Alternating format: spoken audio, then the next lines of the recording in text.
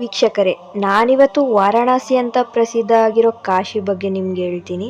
Video ತುಂಬಾನೇ interesting ಆಗಿರುತ್ತೆ. ಯಾರು ವಿಡಿಯೋನ ಸ್ಕಿಪ್ ಮಾಡದೆ ಕೊನೆವರೆಗೂ ವಿಡಿಯೋ ನೋಡಿ. ಈ ಕಾಶಿ ಉತ್ತರ ಪ್ರದೇಶದಲ್ಲಿರೋ ಗಂಗಾ ತೀರದಲ್ಲಿದೆ. ಹಿಂದೂ ಧರ್ಮದಲ್ಲೇ ಅತ್ಯಂತ ಪವಿತ್ರವಾದ ಸ್ಥಳ ಅಂದ್ರೆ ಈ ಕಾಶಿ.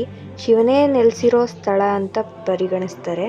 ಈ ಕಾಶಿನ ಅವನಿ ಕಾಶಿ ಅಥವಾ ಮೋಕ್ಷ ದ್ವಾರ ಅಂತಾನೆ ಕರೀತಾರೆ. ಮತ್ತೆ ಇಲ್ಲಿರೋದು ಕಾಶಿ ವಿಶ್ವನಾಥ ದೇವಸ್ಥಾನ.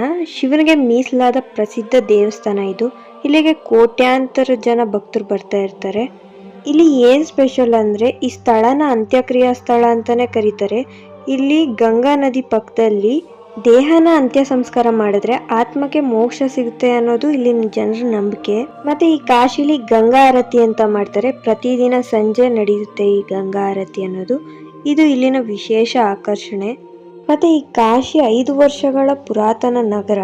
ಮತ್ತೆ ಕಾಶಿಗೆ ಯಾಕೆ ಹೋಗ್ಬೇಕು ಅಂದ್ರೆ ಆತ್ಮಶಾಂತಿಗೋಸ್ಕರ ಹೋಗ್ಬೇಕು ಅಲ್ಲಿಗೆ. ಅಲ್ಲಿಗೆ ಹೋದ್ರೆ ನಮ್ಗೆ ಆತ್ಮಶಾಂತಿ ತುಂಬಾ ಸಿಗುತ್ತೆ. ಕಾಶಿಯಂತೂ ಮರಣಂ ಮುಕ್ತಿ ಅನ್ನೋ ಶ್ಲೋಕ ಹೇಳಿರೋ ಹಾಗೆ ಕಾಶಿಯಲ್ಲಿ ಪ್ರಾಣ ಬಿಡೋರ್ಗೆ ಮೋಕ್ಷ ಸಿಗುತ್ತೆ. ಇಲ್ಲಿ ಅನ್ನದಾನ ಪ್ರತಿದಿನ ನಡೀತಾ ಇರುತ್ತೆ. ಅಲ್ಲಿ ಅನ್ನಪೂರ್ಣೇಶ್ವರಿ ದೇವಸ್ಥಾನ ಕೂಡ ಇದೆ. ಮತ್ತೆ ಕಾಲಭೈರವ ದೇವಸ್ಥಾನ ಕೂಡ ಇದೆ. ಕಾಶಿಯ ರಕ್ಷಕ ದೇವತೆ ಎಂದು ನಂಬ್ತಾರೆ ಕಾಲಭೈರವೇಶ್ವರನ್ನ. ಇಲ್ಲಿಗೆ ಭೇಟಿ ಕೊಡದೆ ಕಾಶಿ ಯಾತ್ರೆ ಪೂರ್ಣ ಆಗಲ್ಲ ಅಂತ ಧರ್ಮಶಾಸ್ತ್ರನೇ ಹೇಳುತ್ತೆ. ಇಲ್ಲಿ ತುಂಬಾ ದೀಪಾವಳಿ ಹಬ್ಬ ಆಚರಿಸ್ತಾರೆ. ಮತ್ತೆ ಕಾರ್ತಿಕ ಪೌರ್ಣಮಿಗೆ 15 ದಿನಗಳಾದ್ಮೇಲೆ ಗಂಗಾ ಘಾಟ್ಸ್ನಲ್ಲಿ 10,000 ದೀಪಗಳನ್ನ ಬೆಳಗಿಸ್ತಾರೆ. ಈ ಮಣಿಕರ್ಣಿಕಾ ಘಾಟ್ ಬಂದು ವಿಶ್ವದ ಅತ್ಯಂತ ಬ್ಯುಸಿ ಆಗಿರೋ ಅಂತ್ಯ ಸಂಸ್ಕಾರ ಸ್ಥಳ. ಯಾಕೆ ಅಂತ ಹೇಳಿದ್ರೆ ಇಲ್ಲಿ 24 ಗಂಟೆಗಳ ಕಾಲನೂ ಅಂತ್ಯ ಸಂಸ್ಕಾರ ನಡೀತಾನೆ ಇರುತ್ತೆ.